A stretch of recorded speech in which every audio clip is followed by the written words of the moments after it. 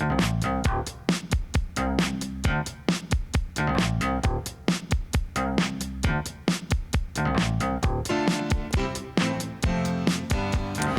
I'm Marcia Cavanaugh. Thanks so much for joining us. Tom Benson may have officially settled legalities with his estranged family, but there's still a lot to wonder about the future management of the sports franchises and the role, if any, of his granddaughter. We'll take a look. We'll also examine a spike in crime on the West Bank, development plans for the Lafitte Greenway, a move to reduce the number of strip clubs on Bourbon Street, and in this the week when we celebrate independence from Great Britain, worries about too few British coming over. We'll also take an early peek at how next season's Saints team is coming together. Marching with us are tonight's Informed Sources. Errol Laborde, producer of Informed Sources. Curt Sprang, anchor WGNO-TV Channel 26. Jeff Duncan, sports columnist, NOLA.com, the Times-Picayune. And Richard Thompson, reporter, the New Orleans Advocate. And we're going to go right on over to Jeff. And this week, Rita Benson LeBlanc was quoted as saying, whatever happens with all the legal issues, that she will retain an ownership in the team. Well, we don't know when that quote came out, but what exactly does all of this mean? Well, I think there's still a lot of uncertainty right now, Marcia. We don't really know what the terms of the settlement that they reached last week. We don't know exactly how that's going to play out.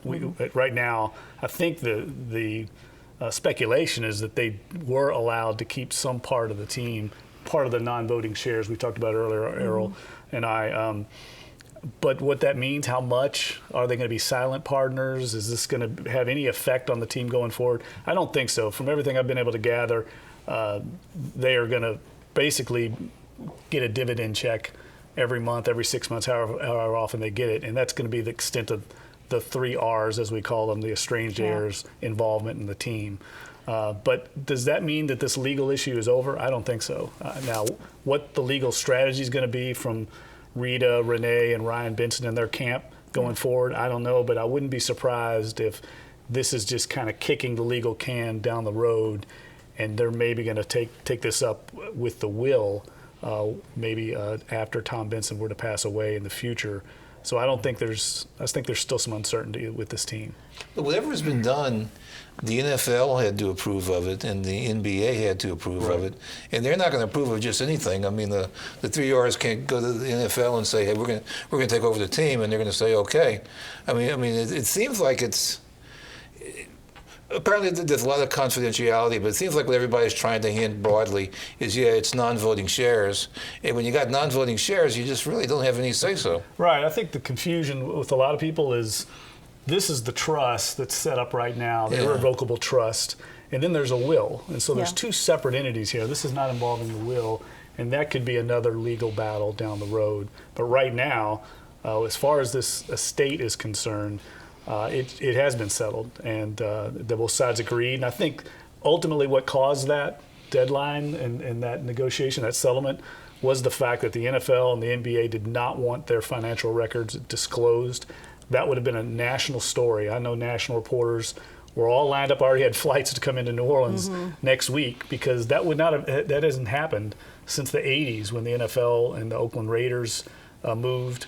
That would have been a national story. Nobody, including Tom Benson, wanted their financial records exposed. And I think even Rita Benson LeBlanc still holds out hope that she might get a piece of this team down the road and wants to stay in good graces with the NFL. So she was motivated on her side to also settle this thing. You know, as I said, there was this quote that came out this week, which was a quote contained in an article on a website. We really don't know when that quote was made, but there is definitely some insight into Rita in this article about what these past, a year and a half really has been for her personally. Yeah, well, it's the first time she's been quoted publicly since all this went down, all the way back in December 2014.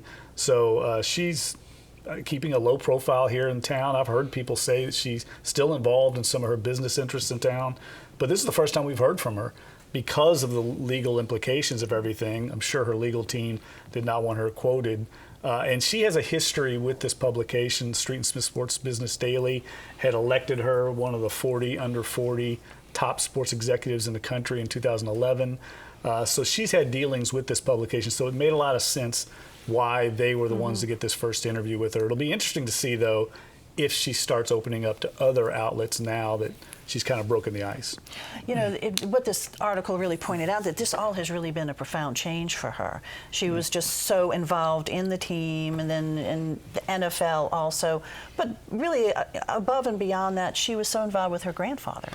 Right. And also, I think just an incredible fall from grace. I mean, she was a celebrity in town. She had become the face of the franchise ever since the Katrina mishaps. Tom Benson had kind of been pushed into the shadows a little bit as the spokesman for the organization, and she had risen to the front of that. She was involved on a lot of boards in town, very much. And one of the strengths of Rita when she was an executive with this team was she got the club more involved in the local business community. For a long time, they really weren't involved. And I think in the corporate community, she got them much more involved and became more of a corporate partner locally. And so all that, of course, now is dissolved with her. He also had her run the Voodoo when Benson owned the Voodoo. But remember, before all this happened, there was that period of estrangement when there was something, and she was pretty much suspended from the operations for a while. So that was a sign that something was going wrong. Right there. That was the first signs, I think, that she had fallen out of graces with her grandfather, and it was something of a timeout she got sent to, I guess, and she'd gotten back into the organization and was still back heavily involved until a year ago. But you can kind of see that things weren't going smoothly at that point. There's no doubt, and they created a division within the organization, and I think ultimately Tom Benson felt like something had to be done to kind of keep the ship righted going forward. Do you think we'll ever know the terms of that settlement? I think eventually it'll come out because the NFL office and the NBA office will have to approve it. I think that's where it'll come out from New York City. But Jeff, would you agree the most important person now is Dennis Lauscher, who runs the sports operations? Yeah, Dennis Lauscher and Mickey Loomis are basically running the organization. Even when Gail Benson becomes the owner, they will be making the day-to-day decisions of the organization. Okay, we'll be talking about the Saints a little bit more later on in the show. Right now, I'm going to go over to Curt. And last weekend, we saw the spate of shootings in Algiers. What's going on over there? Well, it's been a rough go of it for sure recently on the West Bank for crime, and not just in Algiers, but as you mentioned, in Algiers over a period of just a couple days, we had 6 shootings, killing 3 people, and it's all over Algiers. You can't say, oh, this is a bad part of Algiers. We're talking General de Gaulle, General Meyer, Pacific. It's happened everywhere. And it's all kinds of circumstances. People shooting from car to car, people getting in gunfights, people running for their lives to their door and getting shot at the door of their home.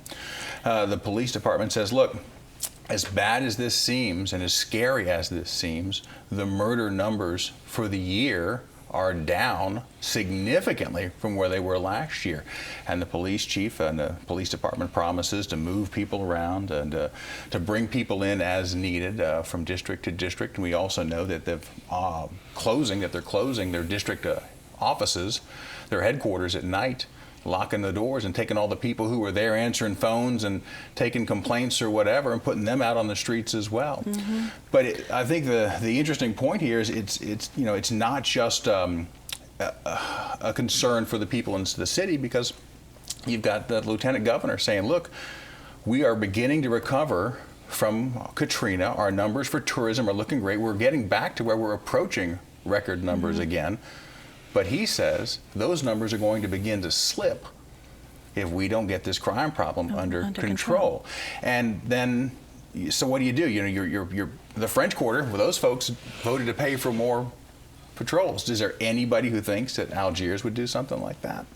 Well, I mean, as we said, I mean, this was this concentrated number of shootings over the course of the weekend. I mean, we're not always hearing that about Algiers. It also came on the heels of the tragic shooting of the Jefferson Parish deputy. There's just a week or so before in Marrero. So, like you say, what is the answer? And when we are seeing this kind of spreading out from the center of the city itself. And I think that what we saw in the shooting of the deputy in Marrero is what we see, frankly, along parade routes and other cases where we have an officer who is confronted.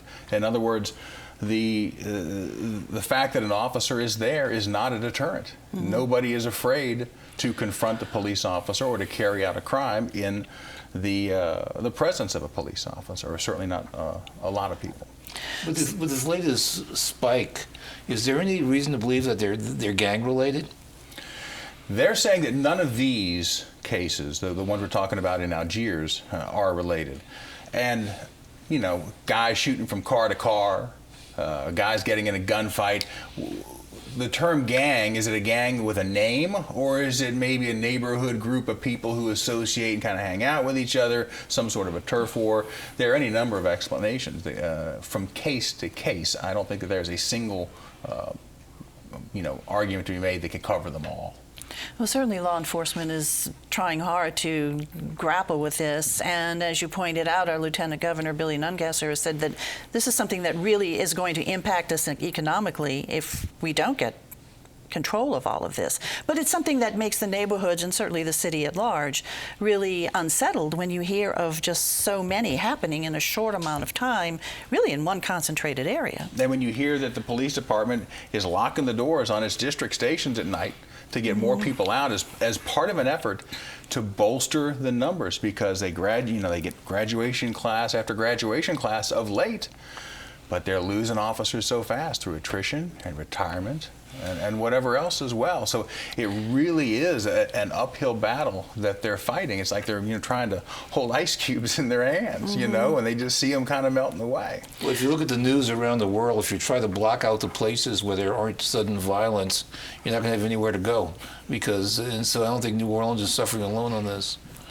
But it still is a major concern, and hopefully one that will be handled, Yeah, and we see this, folks, y'all know, we see this a lot. How many times have we seen people show up at city council or show up at meetings in neighborhoods upset, and it's a big talk for a week or two, and then things settle down and people get back to their lives and we go on, And again, the NOPD is insisting, look, as bad and as scary as these numbers look, the murder rate in Algiers is down significantly over the same period last year. Well, the murder rate like in the 50%. City. Yeah, the murder rate for the city definitely is down, although armed robberies, carjackings, etc., maybe even shootings.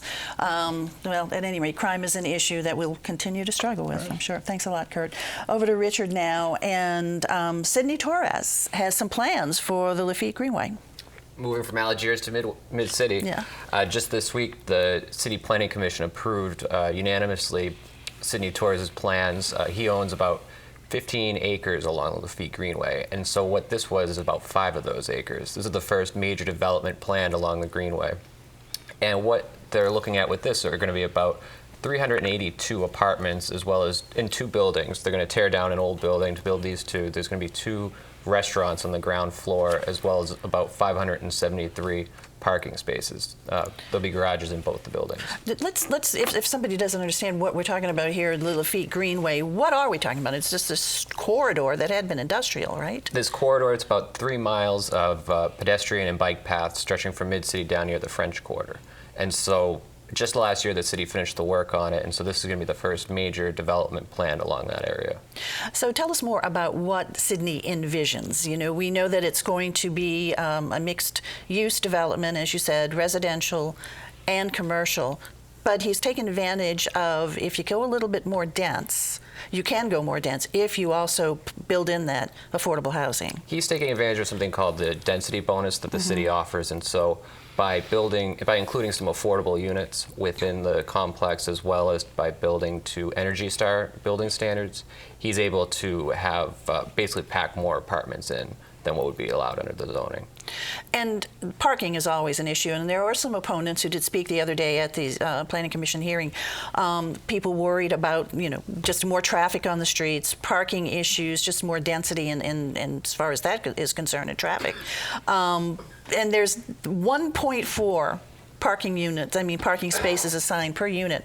What's the 0.4? Why a 0.4? but there's a reason why, they say. I think they're counting on people to be biking that live there. I think there's also this idea about whether each unit really needs 2 cars or not. Are we kind of outside of that at this point? Particularly with the Lafitte Greenway right there, that's a great opportunity for people who want to ride around. The area roughly goes from the French Quarter to near City Park, but if you look toward the city park end of it by Carrollton. That area is just going into commercial boom. It's almost a different neighborhood. A lot of development going on, and there's still more to come, including a Marshall's is being built, and so that whole area is changing. In a good way, in a good way. And so they have this corridor running along the side. Somebody's going to go down there like 2 or 3 years from now, and it's going to just look like a completely different neighborhood than what they remember. And it is right on the Greenway, and that's a Greenway that's been built for biking and for walking, so that's sort of part of the whole thing is people are going to live there. They're going to use bikes a whole lot more. One other concern among some of the opponents was drainage. It's going to just put more pressure on drainage. But the developers say, no, we're looking at this living with water idea. That's something that they said that they're looking at, trying to develop a plan for this week. It sounded like it wasn't quite firm yet, but it's on their radar. And then the other thing, too, is there's still this other 10 acres that city says he's probably going to try to present to the city a plan for by the end of the year, probably condos. It all overlooks Bayou St. John, more retail, and possibly a small movie theater. So bringing more population into the city of New Orleans, sort of in the mid-city area. It'll be interesting to see how this develops. Thanks a lot, Richard. Okay, Errol, well, how is Brexit going to impact us? Probably not well. There's a lot of speculation out there, and the general feeling seems to be that it's not good. Okay, and I guess the question is how bad it's going to be. Will it be real bad or just a little bit bad?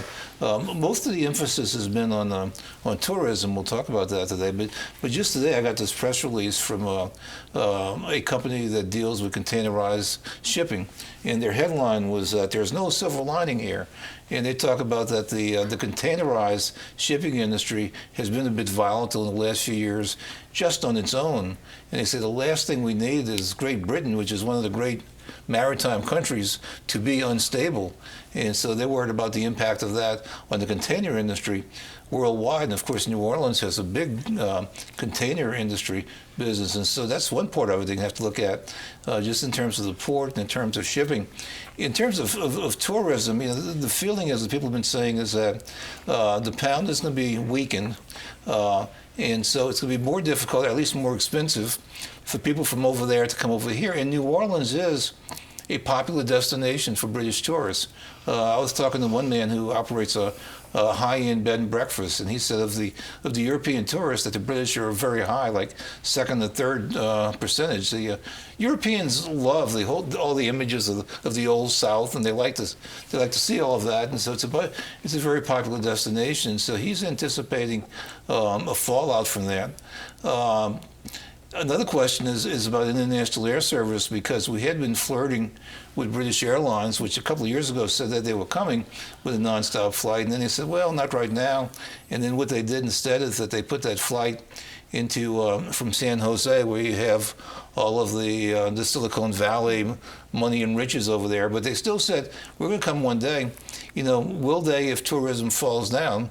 You don't know. Some people say, well, maybe this will be an incentive to help build up tourism for the come. But for right now, that flight seems a little bit more difficult. And that raises the question, will London remain as the financial capital? Mm-hmm. Is it as important anyway? And if it's not, where will it go? And one speculation could be Frankfurt, Germany, which is on the mainland, and which is a big international tournament, and which is having nonstop flight between to New Orleans. And so maybe that'll be a good thing, at least a good thing for Frankfurt. The only clear positive is if we want to go to Great Britain. That people are anticipating that the prices will be down. There's a lot of bargains to be had. I got a press release from a travel agency today saying now's the time, to book trips to Great Britain. So that's about the only positive that people can find about it. But besides that, I think it's going to be a very troublesome time. Yeah, it is an unknown, so we'll just have to wait to see how it all shakes out. I do know a good friend of mine. He is a Londoner. He comes here every year, but he said not if the pound goes down to $1.05. You know, it's definitely going to change his plans. I will say this: that as we reach the weekend of Independence Day, that the British are responsible for more Independence Days around the world than any other country. So you got to give them that credit. So. All right. Thanks a lot, Errol.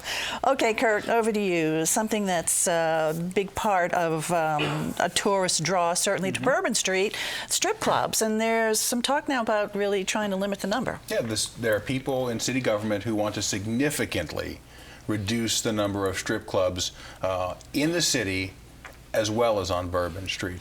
And we've heard the argument for a long time, and we've seen the charges and maybe more of the manifestation of the problem just in the past 6 to 8 months.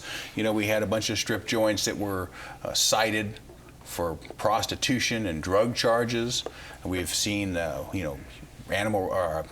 human rights groups say that human trafficking is an issue here, sex trafficking is an issue. And so we've heard all these terrible, now look, I think we're all tired of driving down I-10 and seeing all the billboards for all the strip joints. How many times can you explain to your second grader what that's all about? Well, we've also seen state legislation raising the age for people working in the strip club to age 21. That as well.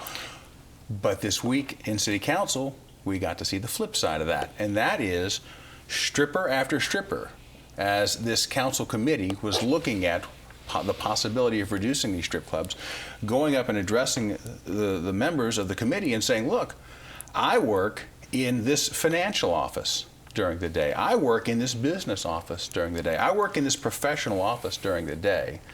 And this job at night is what allows me to support my kids, support my family, live the way we live, and say, we don't have a drug problem in this business. We don't have a prostitution problem in this business. We don't have these things that we've been hearing so much about.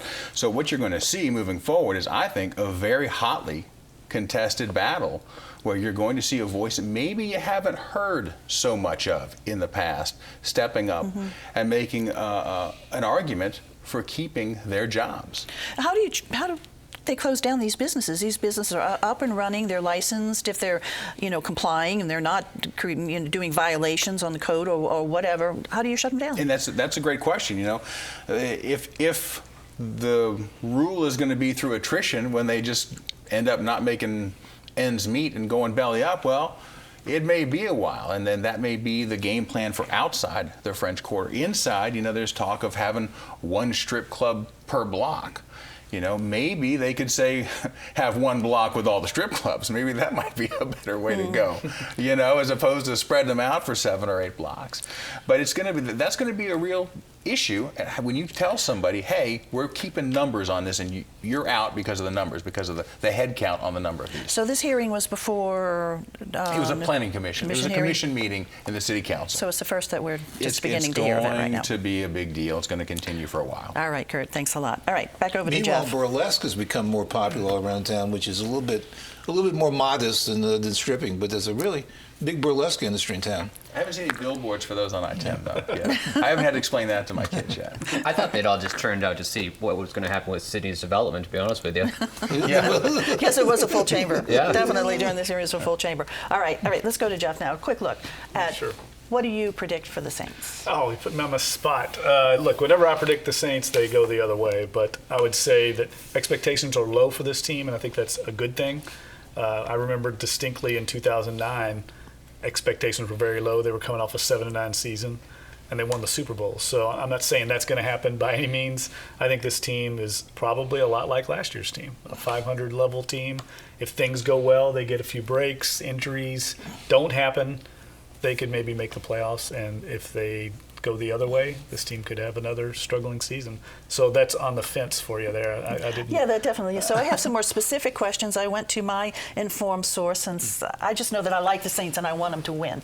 Of course. But for more specific questions, I went to my son Michael, who is definitely a rabid Saints fan. And he says, how big of an impact will rookie Michael Thomas have on the offense? Well, if you're a fantasy football player, that's a good player, I think, to draft. He's a rookie from Ohio State, and he's already caught the eye of Drew Brees. That's always a good thing.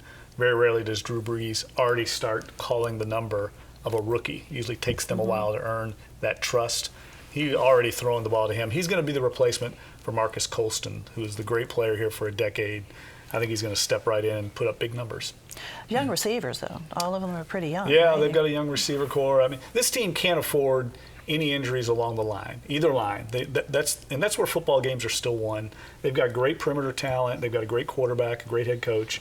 But games are won by the big boys in the trenches, and this team's not very deep there, and it's a violent sport. Injuries are going to happen, and that's really, I think, where they're very precariously thin. Jeff, what do you think Brees' next contract looks like? That's a great question. I mean, I think he probably will try and get something done right before the start of training camp.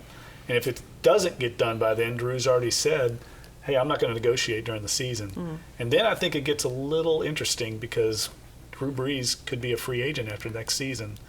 Would he go to another market? And he said he wants to finish his career here. I think that'll be interesting. I don't think it'll get to that point. I don't think it should get to that point. Errol, did you have a question? Well, maybe oversimplifying. What went wrong last season, and have we fixed it? Oh, their defense was atrocious. It was one of the worst defenses. I mean, historically, one of the worst defenses in the history of the NFL. They gave up more touchdown passes in one season than any other team in the history of the league. That's why they can't win. I mean, they lose a lot of 35-31 games here.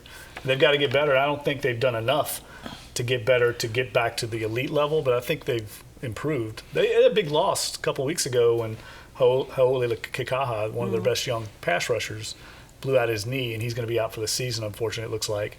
That's a big loss because you've got to be able to pressure the other team's quarterback, and they just haven't been able to do it. I don't think they're going to be able to do it this year either. So they're up to the Greenbrier again, even though the area's been flooded. Yeah, still have training camp up there. All signs are. James Nagaoka, one of their executives, is going up Monday to tour the area, kind of get a first-hand, boots-on-the-ground look at everything. But from everything we've been able to gather, the facility where the Saints train is unharmed, escaped the flooding, and so did most of the resort where they'd stay. So, and look, they feel like they can go up there and make a difference, maybe raise awareness and help out the people in that community by being up there. And you're going to go up there too? Yes, I'll be up there. We'll enjoy it. And it will be nice and cool. Yes, it will. Well, we are sweating here in I'll August. think about you. Well, thank you very much. Time to look ahead, Errol. The Ruby Slipper, one of the real success stories that started out serving breakfast and lunch, is just really, really popular. Started in Mid-City, it's expanded 4 stores in New Orleans, and it went to Pensacola, and in a few weeks it's opening in Orange Beach, Alabama. So its influence is spreading across the Gulf. Good for them. Curt. There is a new sheriff in town in St. Tammany Parish for the first time in 20 years. Yeah. This one says he is going to rein in wasteful spending. The guy who's on his way out is going to protect his legacy, and in fact, this week just announced that he received an award for financial disclosure in his office. Oh, okay, Curt, thanks. Jeff. Well, Tulane Athletic Director Troy Dannon's been on the job 6 months, a little over 6 months. He's already had to make 3 major hires, and he's going to have to make another one now because his baseball coach, David Pierce, just left to go to Texas. So I would expect next week him to narrow that search down, and don't be surprised if they hire a former Tulane Greenway product, either Anna Canizero from LSU or Matt Reiser at Southeastern Louisiana. Okay, we'll be looking for that. Thanks. Well, let's talk about football, and looking ahead makes me wonder if maybe by next week we might have a little more clarity on Tom Brady's appeal with the 2nd District Court on his, what's going on, Tom? I know that concerns you greatly. It He's from definitely Boston. does. Okay, Richard, thank you. Thanks, guys, for being here. Thank you all for joining us. Have a wonderful, happy, safe 4th, and we'll see you again next week for Informed Sources. Have a good evening.